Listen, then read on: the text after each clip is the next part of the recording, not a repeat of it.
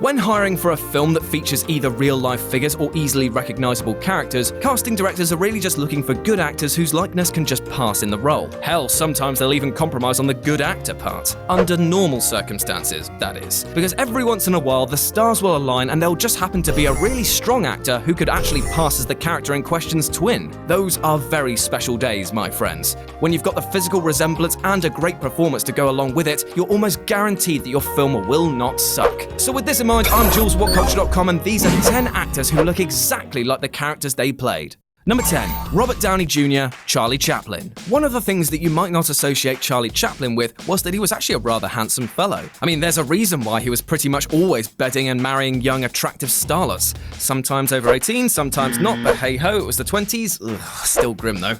Anyway, it makes perfect sense that they would cast Robert Downey Jr. in his biopic. After all, he's got charisma, a keen sense of physical comedy, and as it turns out, more than a passing resemblance to the tramp himself. You need only see him in costume and makeup perfecting Chaplin's signature walk before you need to blink a few times and double check that Netflix hasn't actually put on one of the silent films instead. Number 9. James Dean, James Franco. Long ago, back before James Franco was known for being a professional Renaissance man, someone at a casting office noted that the talented young actor bore a striking resemblance to the late James Dean. He was then fittingly cast as the legendary actor in a made-for-TV biopic, a performance which earned him a Golden Globe and made audiences everywhere really sit up and take notice. Both actors are handsome, of course, but the similarities go far beyond that.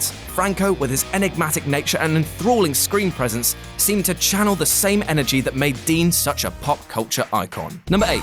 Angelica Houston, Morticia Addams. To be perfectly honest, I'm not 100% sure that Angelica Houston isn't secretly Morticia in real life. I can easily imagine her rocking that long black dress as she mills about the house with a morbid sensuality filling each room that she walks into. In a film that features some truly inspired casting, she stands out as looking like she was ripped directly from the original Charles Addams comics. Everything from the black wig to her slinky walk to the macabre way in which she expressed her affection was pitch perfect. For that, you sexy, sexy minx, we salute you. Number 7. Daniel Rigby, Brian Dick, Morecambe and Wise. Back in the day, there was a pretty famous double act of guys who grew up in vaudeville and eventually graduated to television in the 1950s.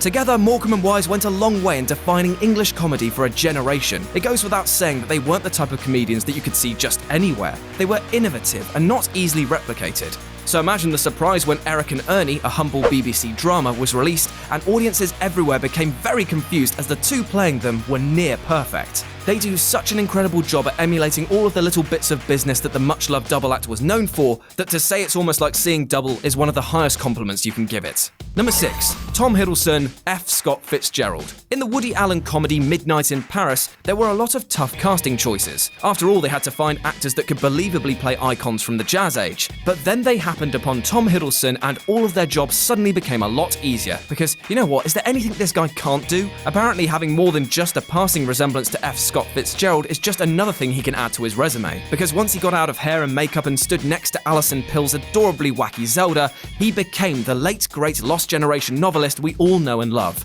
It's probably all down to those hypnotic Loki eyes though. Number 5. Radcliffe, Grint and Watson. Harry, Ron and Hermione. Sure, nothing's perfect, and yes, Daniel Radcliffe actually has blue eyes and the production team gave up on trying to make Emma Watson look homely about halfway through the second film, but these are minor quibbles. And the fact is that back in 2000, when the Warner Brothers released the first stills of the soon-to-be famous trio, most of us Harry Potter fans stood in awe at the casting department. They had accomplished the impossible, finding 3 child actors who more or less exactly captured the characters that all of us have been picturing in our heads. The fact that they kept these kids on for 8 films spanning across 10 years, which is something unheard of in the film industry, is really just kind of magical. You are so welcome for that terrible joke. Number 4. Christopher Reeve, Superman. It's no easy task to find an actor who can effectively portray a comic book hero, let alone Superman, a character pretty much written to make every other man feel bad about themselves. Men have tried and failed to do justice to the role. I mean, how do you find a real-life man who not only has the necessary muscle to fat ratio of Superman, but also the chiseled good looks and the ability to wax poetically about truth, justice, and the American way? Answer is, you can't. But then Christopher Reeve came along and suddenly you can. Because seriously, you could try for another 100 years and never find somebody who comes even close to the original design of this character. Number 3. Tony Curran,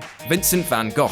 In the Doctor Who episode Vincent and the Doctor, Big Tone plays the prototypical tortured artist Vincent van Gogh, and he's such a dead ringer for the Dutchman that he can actually get away with having the famous self-portrait held next to his face. With his tremendous ability to capture the emotional fragility of the frequently depressed painter, it's only the Scottish accent that makes it an easy distinction between the actor and the character. Doctor Who is no stranger to historical figures showing up from time to time, but it's rare that an actor manages to portray one so effectively in such a short time. Number 2. Truman Capote.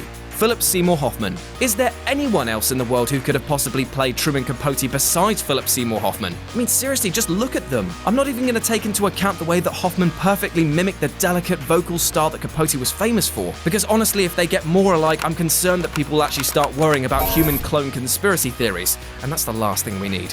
And number 1, Daniel Day-Lewis, Abraham Lincoln. To be fair, I probably could have included every last one of Daniel Day-Lewis's roles on this list. He has a reputation for doing everything in his power to transform himself into his characters after all. Fun times were had by all during the filming of My Left Foot when he refused to break character, which in this case involved a man who suffered so severely from cerebral palsy that he could only effectively move his left foot. But the role I want to focus on is the one that won him his 3rd leading actor Oscar, Abraham Lincoln. It's truly astonishing how he can manage to transition from Daniel Day-Lewis, the handsome Irish actor, into the man who, after being called two-faced, once quipped, "If I had 2 faces, would I be wearing this one?" An already brilliant performance is thus brought to new heights by his almost unsettling physical transformation. And that's our list. Got any more actors who literally became their roles? Well, let us know about them in the comments section below. And why not go back to whatculture.com for more news and articles like this every goddamn day. Then you should go follow us on the Twitters. You know you want to. As always, I've been Jules, you've been awesome, and I'll speak to you soon. Oh, hello there. I'm billionaire philanthropist, not Bruce Wayne. And as you may have heard, we've actually started up a What Culture Comics channel. Oh, that's better.